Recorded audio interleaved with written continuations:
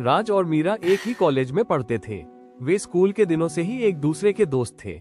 बचपन की यह दोस्ती कब प्यार में बदल गई, उन्हें खुद भी पता नहीं चला। कॉलेज के बाद दोनों अक्सर साथ में वक्त बिताते थे। जब भी साथ होते, न उन्हें समय का एहसास रहता, न दुनिया की परवाह, बस एक दूसरे में खोए रहते थे। कॉलेज खत्म करके राज ने अच्छी नौकरी ले ली।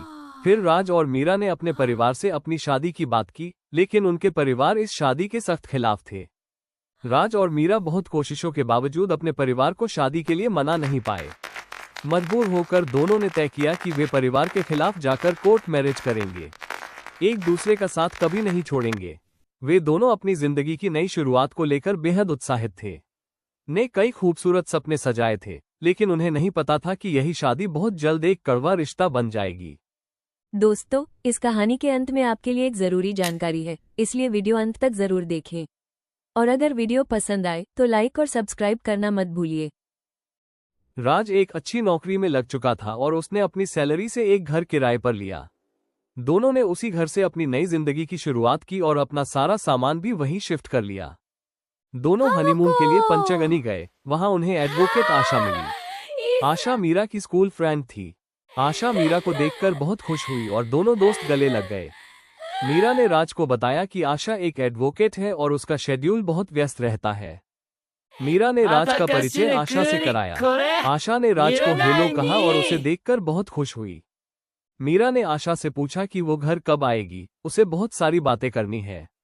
आशा ने कहा कि वो बहुत जल्द दोनों से मिलने आएगी।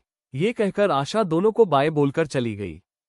शादी के कुछ महीनों तक दोनों का रिश्ता बहुत अच्छा था। राज ऑफिस जाता और मीरा शाम को उसका इंतजार करती। एक शाम जब राज ऑफिस से घर पहुंचा, उसने देखा कि मीरा किसी लड़के से बात कर रही थी।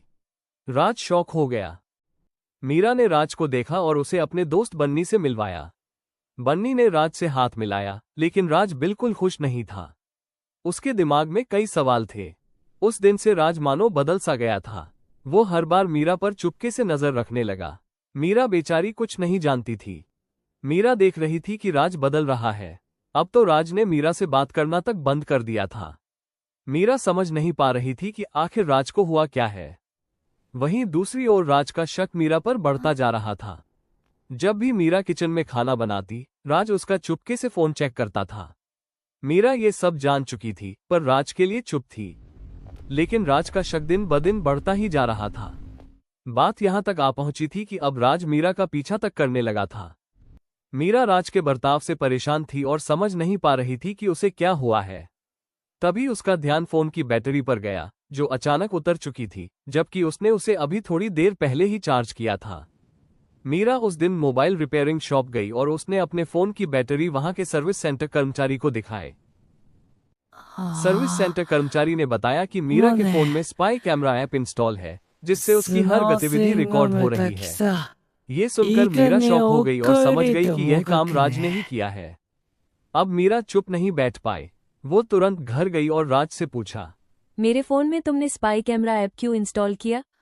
तभी राज ने गुस्से में मीरा से कहा कि अगर तुम्हारा बन्नी से अफेयर नहीं होता तो मैं यह ऐप इंस्टॉल नहीं करता।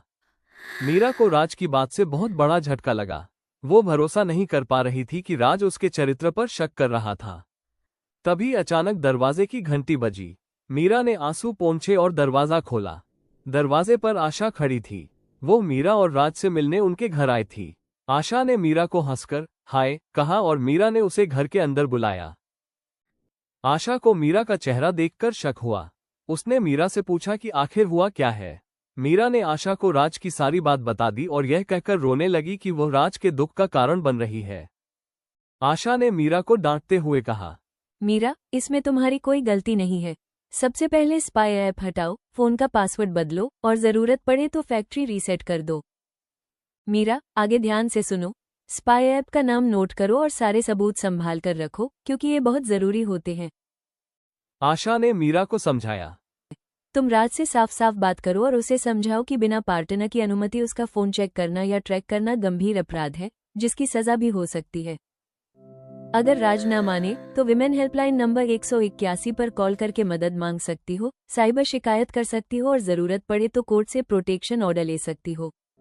अगर आपको ये जानकारी पसंद आई हो तो लाइक, शेयर और सब्सक्राइब करना मत भूलिए।